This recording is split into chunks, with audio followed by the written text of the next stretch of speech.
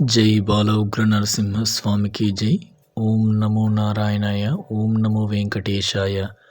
స్వామివారి ఆలయాన్ని నిర్మించడం పూర్తి చేయడానికి ఇంకా చాలా సమయం పడుతుంది.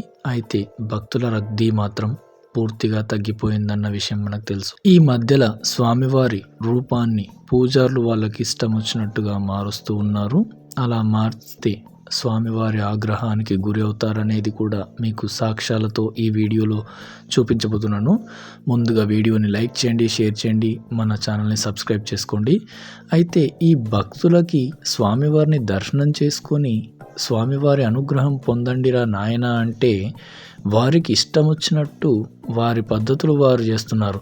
ఇక్కడ చూస్తున్నారా, మనకి స్వామివారి అలంకరించిన తులసి మాలనిస్తే మీ దరిద్రం పోతుంది, పోరా నాయన ఇంట్లో పెట్టుకోరా అంటే ఆ మాలల్ని తీసుకొచ్చి ఇలా ఆలయం చుట్టూ రాళ్ళ మీద రాళ్ళు పేర్చి ఆ ఇచ్చిన తులసిమాలని ఆ ఆలయం కడుతున్న ఆలయం చుట్టూ పెడుతూ వస్తున్నారు. ఎవరండి మీకు చెప్పింది అసలు? ఇలా ఆలయం పైన రాళ్ళ మీద రాళ్ళు పెడితే మా కోరికలు నెరవేరుతాయని చెప్పింది. అలా నెరవేరేది ఉంటే మన ఇంటి చుట్టుపక్కల ఉన్న ఆలయం పైన కూడా ఇలా రాళ్ళ మీద రాళ్ళు పెడితే కోరికలు నెరవేరుతాయి కదా. ఈ రాళ్ళన్నీ భక్తుల పాదాలకు గుచ్చుకుంటున్నాయని చెప్పి తీసి కుప్పలాగా ఒక చోట పేరుస్తూ వస్తూ ఉంటే ఎవడో పనికిమాలిన ఎదవ ఈ రాళ్ళని తీసుకొచ్చి స్వామివారి ఆలయం అంచులపై ఇలా పేరుస్తూ వస్తున్నారు. ఇక్కడ భక్తులు గమనిస్తే ముందు రాళ్ళని తొక్కుతున్నారు.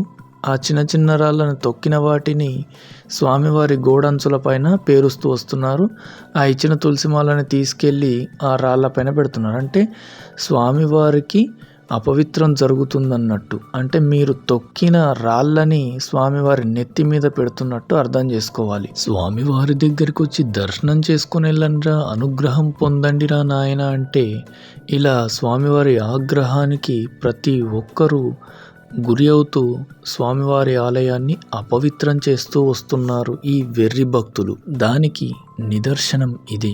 స్వామివారి ఆగ్రహానికి గురయ్యారు. అసలు వర్షాలే లేని కాలంలో రీసెంట్గా 2 నెలల కింద ఆలయాన్ని ప్రారంభించి 3 వరుసల ఎత్తు లేవగానే స్వామివారి ఆగ్రహానికి ఎర్రవరం గురయ్యింది. ఇక మీరు చూస్తున్నారు కదా, అసలు వర్షాలు కొట్టని ఆ ఆలయం పరిసరాల్లో ఇలా బీభత్సంగా మారిపోయింది. అకాలంగా ఉన్నట్టు వర్షాలు పడడం, ఉన్న టెంట్లు, స్వామివారి చుట్టుముట్టు అమర్చిన అన్ని పాకలు, గుడిసెలు కొట్టుకుపోవడం జరిగింది. ఇది స్వామివారి ఆగ్రహానికి ఒక నిదర్శనంగా చూపించవచ్చు. మరొకటి, స్వామివారి చుట్టూ ఇవన్నీ ఏర్పరచడం స్వామివారికి ఇష్టం లేదని కూడా చెప్పవచ్చు. ఇక ఈ రాళ్ళు కూడా ఎలా చిందరబందరగా వీళ్ళు భక్తులు పేర్చినవన్నీ కొట్టుకుపోయాయో మీరు చూడవచ్చు. అయితే స్వామివారి ఆలయం చుట్టూ అలా రాళ్ళు పేర్చడం మంచి పద్ధతి కాదు. భక్తులు తప్పులపైన తప్పులు చేస్తూ ఉన్నారు. ఎవరో చెప్పిన మాటలు విని ఎవరికి నచ్చినట్టు వారు చేస్తే అనుగ్రహం కాదు కదా స్వామివారిది. ఆ అనుగ్రహానికి బదులు ఇంకా ఏదో మీరు పొంది వెళ్తారు. చెడు అయినా జరగవచ్చు, ఏదైనా జరగవచ్చు.